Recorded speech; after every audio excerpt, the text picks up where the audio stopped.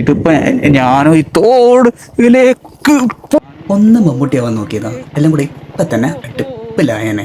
ഈ കലാപരിപാടി എല്ലാം കഴിഞ്ഞ് ഹൈവേയിൽ എത്തിയതും നന്നായി വിശക്കാൻ തുടങ്ങി. ലഗേജിൽ അത്യാവശ്യം ഡ്രൈ ഫ്രൂട്ട്സ് കരുതിയോണ്ട് രാവിലെ അതായിരുന്നു എന്റെ ബ്രേക്ക്ഫാസ്റ്റ്. വീടിനോട് ചേർന്നൊരു ഹോട്ടൽ സെറ്റപ്പ് കണ്ടപ്പം ഹോംലി ഫുഡ് ആവും എന്ന് കരുതി കയറിയതാ.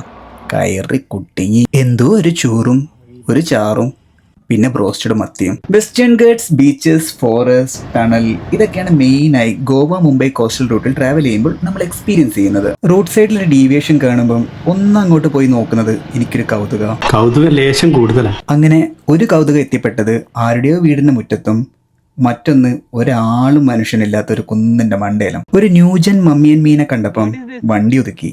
ഒരു തല്ലിപ്പൊളി മമ്മിയും ഒരു പെറുക്കി മോനും അതിരുന്ന് തിന്നാൻ ഞാനും. അവിടുന്ന് നേരെ ചെക്ക് പോസ്റ്റ് കടന്ന് ഗോവ.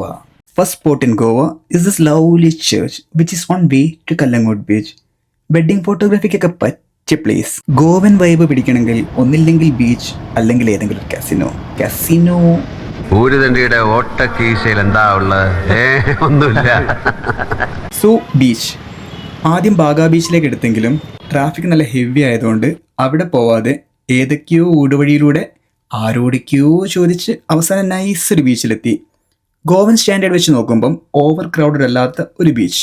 അത് മാത്രമല്ല ഫോറിനേഴ്സ് കമ്പാരിറ്റീവ്ലി വളരെ കുറവാണ്.